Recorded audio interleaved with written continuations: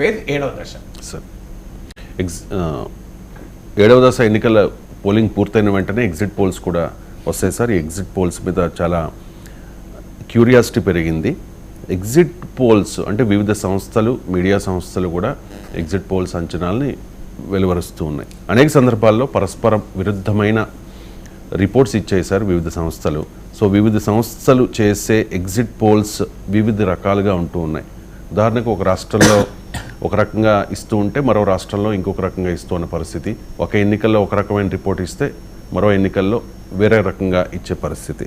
And ఇక్కడ India Today, News 24 Chanakya, Times Now, ABP News, India TV, NDTV, CSDS, Republic C Voter and లోకల్గా Aatmasakshi, poll pulse, ఆరామస్థాన్, Naganna, rise survey ఇలాంటి local సర్వేలు కూడా ఉన్నాయి.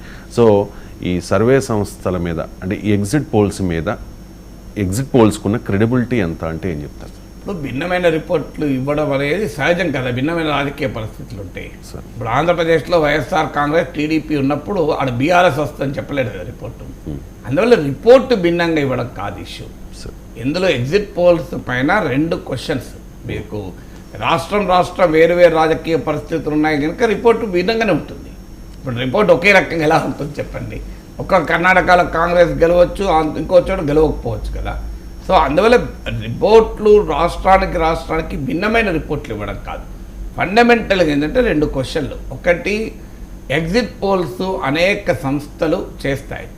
వాస్తవము రియాలిటీ ఒక్కటే అయినప్పుడు, ఇప్పుడు ఇది వాటర్ బాటిల్ అండి. ప్రొఫెసర్ నాగేశ్వర్ చూసినా ఇది వాటర్ బాటిల్ అనే కనబడాలి, రవిశంకర్ చేసినా వాటర్ బాటిల్ అనే కనబడాలి. మీకు బీర్ బాటిల్ లాగా నాకు వాటర్ బాటిల్ లాగా కనబడకూడదు కదా.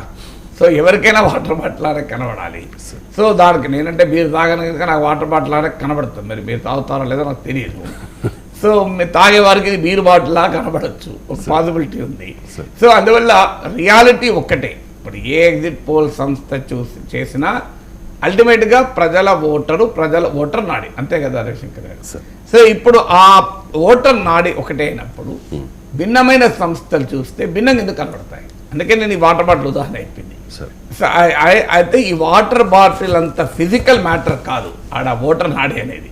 సో అక్కడ తేడా ఉంది. అందుకే భిన్నమైన సంస్థలు ఇంత పరస్పర విరుద్ధంగా కొద్దిగా పోనీ ఇది వాటర్ బాటిలా, ఏదో బాటిల్ లాగా కనబడుతుంది, వాటర్ ఉంది ఏదో నాకు తెలియదు అంటే ఒక అర్థం ఉన్నది. కానీ అసలు ఇది వాటర్ బాటిల్ కాదు, ఇది నాకు పెన్నులా కనబడుతుంది అన్న అనుకోండి, సంబంధం లేదు కదా. At least water bottle, beer bottle కొంత పోలికుంది, ఏదో మొత్తం అయితే బాటిల్ లోపల ఏది ఉన్నదో కనవల్లే అంటే అర్థం ఉన్నది. కానీ ఎవరికి వాటర్ బాటిల్ లాగా, ఇంకొకరికి పెన్నులాగా కనబడదు అనుకోండి. ఇప్పుడు మన ఎగ్జిట్ పోల్స్లో ఆ రకంగా కనబడుతున్నాయి. కంప్లీట్ పరస్పర విరుద్ధం. ఒక పార్టీ గెలుస్తుందని ఒక ఎగ్జిట్ పోల్ అంటే, ఇంకో పార్టీ గెలుస్తుందని ఇంకో ఎగ్జిట్ పోల్ అంటుంది. అసలు హంగస్తారు మరో పోల్ అంటుంది. సో మీకు ఈ ఇంటర్వెల్ కూడా ఎక్కువ ఇస్తారు. 80 ± 20 అంటాడు వాడు. ఇప్పుడు ఉదాహరణకు మీకు ఆంధ్రప్రదేశ్ ఉంది. ఆంధ్రప్రదేశ్లో 170 సీట్లు, 88 వస్తే అధికారం. మీరు 90 ± 10 అన్నామనుకో, 85 ± 10 అన్నామనుకో ఉదాహరణకు, మీనింగ్లెస్ కదా. ఎందుకంటే 85 - 10 అయితే 75 అవుతుంది, 85 + 10 అయితే 95 అవుతుంది. సో 8 ± 10లో అధికారం రావడము పోవడం ఉంటుంది. ఇప్పుడు పోనీ 110 ± 10 అన్న అర్థం ఉన్నది. So direction is the same. కానీ వీళ్ళు ఇచ్చే గ్యాప్ ఎంత ఘోరంగా ఉంటుందంటే గ్యాప్ మీరు చూడండి. ఇవాళ కావాలంటే ఎగ్జిట్ పోల్స్ పాతే కూడా చూడండి, 15 సీట్ల గ్యాప్ ఉంటారు, ±10 ±15 లేదా 60 నుంచి 80 మధ్యలో అంటాడు. అదేం చెప్పడండి 60 నుంచి 80 మధ్యలో అని. సో ఎందుకు ఇలాంటి ఎగ్జిట్ పోల్స్ కూడా ఉన్నాయి మనకు రావటానికి.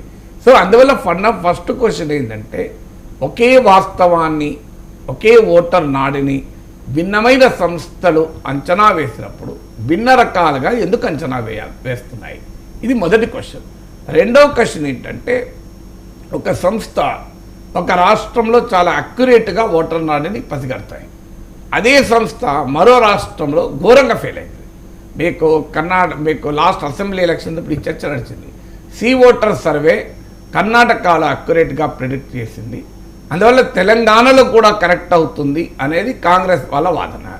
బీఆర్ఎస్ వాళ్ళ వాదన ఏంటంటే 2018 ఎన్నికల్లో సి ఓటరు తెలంగాణలో బీఆర్ఎస్ ఓడిపోతుందని చెప్పింది. ఏమైంది అని తేవాలి అంటే ఒకే సి ఓటరు ఒక సందర్భం